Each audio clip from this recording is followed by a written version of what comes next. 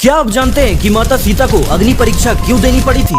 रामायण की कथा आप सभी ने सुनी या देखी होगी और ये रामायण प्रभु श्री राम और माता सीता के अटूट प्रेम और विश्वास की कहानी बयां करती है। रामायण की कथा के अनुसार भगवान श्री राम को 14 वर्षों का वनवास मिला था और इस वनवास के दौरान माता सीता और लक्ष्मण भी उनके साथ थे। वनवास के कठिन समय के दौरान लंकापति रावण ने माता सीता को अपहरण करके बंदी बना लिया था और इसी वजह से राम और रावण के बीच युद्ध हुआ था। रामायण की न जाने कितनी कथाएं प्रचलित है और इनमें से एक प्रमुख कथा है सीता माता की अग्नि परीक्षा की कथा। वास्तव में ये बात थोड़ी सोचने पर मजबूर करती है कि आखिर माता सीता और प्रभु श्री राम के बीच इतने अटूट प्रेम होने के बावजूद भी अग्नि परीक्षा क्यों देनी पड़ी थी। इस बात को लेकर भी कई कथाएं सुनने में आती है, लेकिन आज की इस वीडियो में मैं आपको इसके बारे में गहराई में बताने वाला हूँ। लेकिन इस वीडियो में आगे बढ़ने से पहले अगर आपने इस वीडियो को लाइक नहीं किया है तो अभी कर लीजिए। दोस्तों, पौराणिक कथाओं के अनुसार प्रभु श्री राम को मर्यादा पुरुषोत्तम के नाम से भी जाना जाता है और एक राजा की तरह श्री राम के लिए अपनी प्रजा के लिए समर्पण सबसे ज्यादा महत्वपूर्ण था। ऐसे में जब लंबे समय तक रावण की कैद में रहने के बाद माता सीता श्री राम के साथ अयोध्या लौटी, तब उनकी पवित्रता को लेकर समाज के एक वर्ग में संदेह होने लगा। इस पर एक वृद्ध ने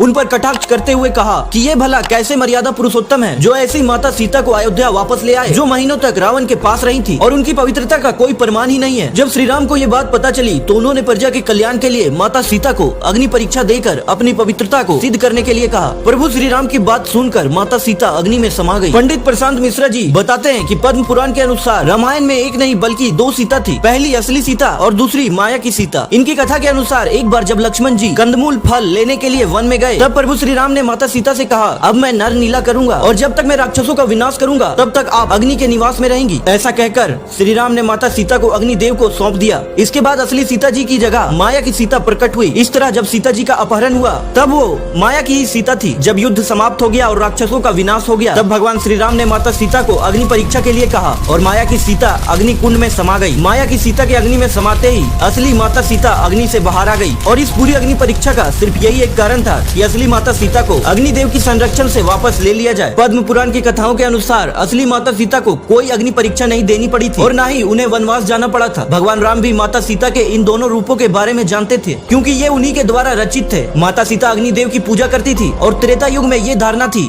कि अगर कोई व्यक्ति सच्चा है तो उसे अग्नि कोई नुकसान नहीं पहुंचा सकती। इस वजह से असली माता सीता अग्निदेव की शरण में सुरक्षित हो गई थी और सीता अपहरण से लेकर अग्नि परीक्षा तक के समय में माया की सीता ही थी। दोस्तों, अगर आपको ये वीडियो अच्छी लगी हो तो इस वीडियो को लाइक करिए, अपने दोस्तों के साथ शेयर करिए और आपके अपने चैनल फैक्ट डिस्ट्रीब्यूटर को सब्सक्राइब जरूर कर लीजिए। धन्यवाद।